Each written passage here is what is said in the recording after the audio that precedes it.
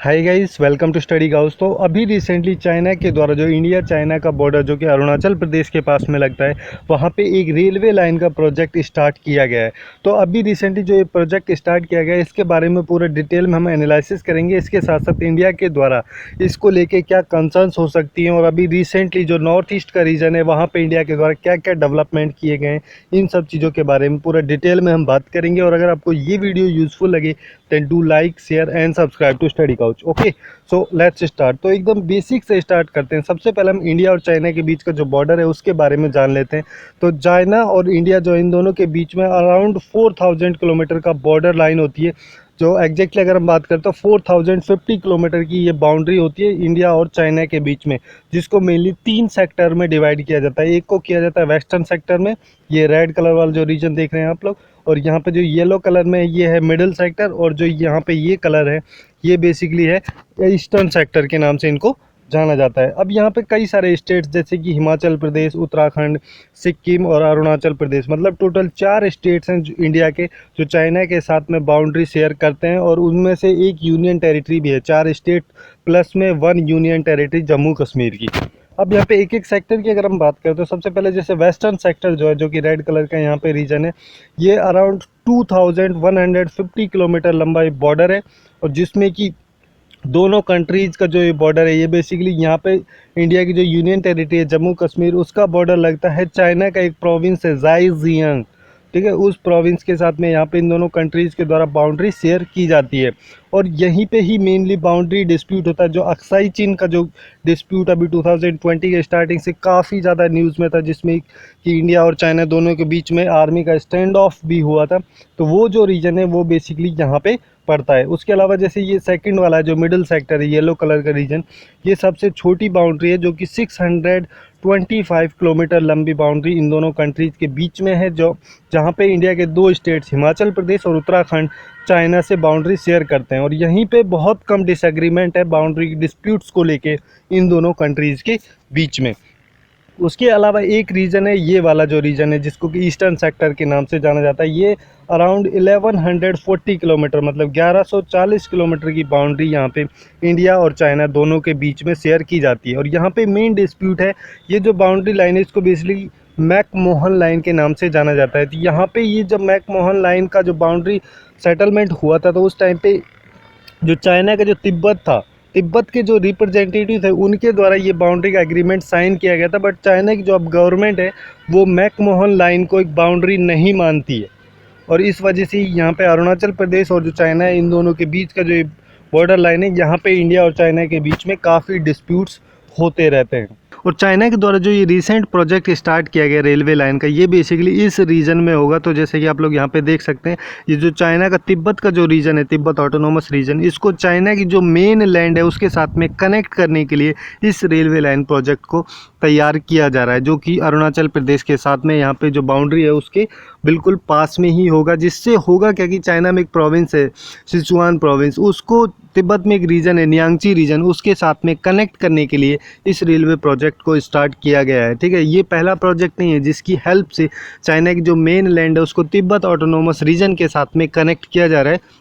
इससे पहले भी एक और प्रोजेक्ट स्टार्ट किया गया था, जिसको basically Shanghai Tibet railway line के नाम से जाना जाता है। इस प्रोजेक्ट में जो ल्हासा जगह है उसको बेसिकली हिंटरलैंड के साथ में कनेक्ट किया गया था। जैसा कि आप लोग यहाँ पे देख सकते हैं, ये जो सिंघाई तिब्बत ट्रेन का जो मैप यहाँ पे दे रखा है, जैसे कि जो सिंघाई लेक है ये बेसिकली यहाँ पे है। तो यहाँ से ये जो रेलवे का रूट है, ये गोलमुद होते हुए ल्हासा जो जगह है, जो कि तिब्बत ऑटोनोमस रीजन में, इसको कनेक्ट यहाँ पे इसके द्वारा किया गया था। और अभी जो ये सेकंड प्रोजेक्ट है, जिसमें बेसिकली जो तिब्बत रीजन का, तिब्बत ऑटोनोमस जो रीजन है, वहाँ पे एक जगह है ल्हासा, उसको कनेक्ट किया जाएगा जो चाइना की मेन लैंड है चेंगडू से। ठीक है, चेंगडू जो कि बेसिकली जो सिचुआन प्रोविंस है उसमें पड़ती है। तो यहाँ पे भी ये जो प्रोजेक्ट था इसको 3 पार्ट्स में डिवाइड किया गया था।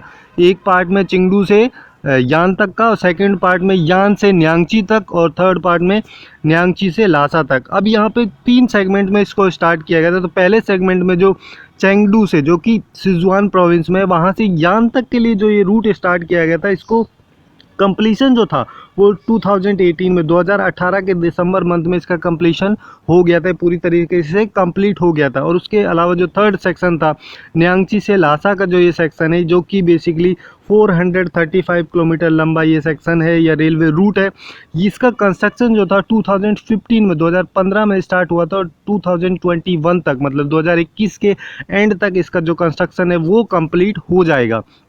और अभी यहाँ पे चाइना के द्वारा इसी वीक में जो अनाउंसमेंट की गई, इसमें बेसिकली जो यान से लेके न्यांगची तक का जो रेलवे रूट होगा इसको बनाने के बारे में बात की जाएगी, जिसको कि 2030 तक 2030 तक इसको कंप्लीट किया जाएगा। और कंप्लीट होने के बाद में ये पूरी तरीके से एक रूट बन के आएगा, जो कि सिजुआन प्रोविंस का जो चेंगडू जगह है उससे और ल्हासा जो कि तिब्बत का ऑटोनोमस रीजन है वहाँ पे, इन दोनों जगह को कनेक्ट करने के लिए मेनली एक जो रेलवे रूट है उसको प्रिपेयर यहाँ पे किया गया है।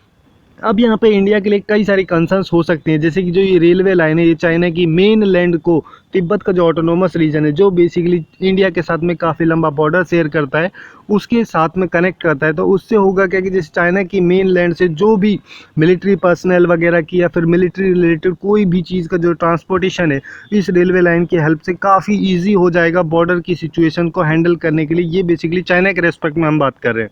तो जब उनके लिए काफ़ी ज़्यादा इजी हो जाएगा, कोई भी लॉजिस्टिक वगैरह की सप्लाई इजीली की जा सकती है बॉर्डर एरिया में, तो ये इंडिया और चाइना के जो बॉर्डर डिस्प्यूट्स हैं उन सब के लिए काफ़ी ज़्यादा प्रॉब्लमेटिक सिचुएशन क्रिएट कर सकता है। जैसे कि आप लोगों ने अभी देखा ही था 2020 के स्टार्टिंग से ही जो स्टैंड ऑफ भी चला था इंडिया और चाइना की आर्मी के बीच में लद्दाख में जो अक्साई चीन इशू था उसको लेके, और उसके साथ साथ कई सारे इकोलॉजिकल कंसर्न्स भी यहाँ पे रेज किए जा सकते हैं इंडिया के द्वारा, क्योंकि इंडिया के जो मेन डाइवर्सिटी है बायोडाइवर्सिटी जो है वो नॉर्थ ईस्ट के सेक्शन में पाई जाती है।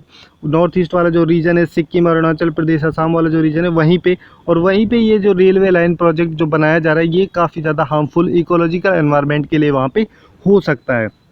अब यहाँ पे अगर स्टेप्स की बात करें तो जैसे कि अभी रिसेंटली कुछ टाइम पहले ही अनाउंसमेंट की गई थी कि इंडिया के द्वारा जो इंडिया का BADP है जिसको कि बॉर्डर एरिया डेवलपमेंट प्रोग्राम बोलते हैं, जो बेसिकली एक सेंट्रल स्पॉन्सर्ड स्कीम है जिसको मिनिस्ट्री ऑफ होम अफेयर्स के द्वारा 1986 में 1986-87 में स्टार्ट किया गया था, जिससे कि जो बॉर्डर मैनेजमेंट है उसको कंप्रहेंसिव तरीके से अप्रोच किया जा सके, काफ़ी अच्छी तरीके से बॉर्डर को मैनेज किया जा सके। तो इस स्कीम में जो भी पैसा आता है उसका 10% जो फंड होगा वो बेसिकली इंडिया और चाइना के बीच का जो बॉर्डर है वहाँ पे जो इंफ्रास्ट्रक्चर है उसको इम्प्रूव करने के लिए लगाया जाएगा। और जो ये BADP है इसको बेसिकली इनिशिएट किया गया था 1985 से 1990 के बीच का जो पीरियड था, जिसको कि 7th 5 ईयर प्लान के नाम से जाना जाता है। उस पीरियड में जैसे इंडिया और चाइना के बीच का जो बॉर्डर है वहाँ पे जो वेस्टर्न सेक्टर वाला जो रीजन हमने देखा था उस रीजन के लिए इनिशियली इसको जो 7th 5 ईयर प्लान था उसमें स्टार्ट किया गया था, बट बाद में इसको पूरे एरिया के लिए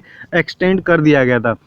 तो इसमें मेनली जो नॉर्थ ईस्ट के स्टेट्स हैं जैसे असम, गुजरात, अरुणाचल प्रदेश और जो हिमाचल प्रदेश, मतलब कि सारे स्टेट्स लगभग जो हैं उनका जो एरिया है वो कवर किया जाता है ये BADP border area development programme के अंदर। मतलब जो भी बॉर्डर एरियाज होते हैं इंडिया के बाकी कंट्रीज़ के साथ में उन सब पे काफ़ी अच्छे से उनको मैनेज किया जा सके, उनके इंफ्रास्ट्रक्चर को मूव किया जा सके, इम्प्रूव किया जा सके।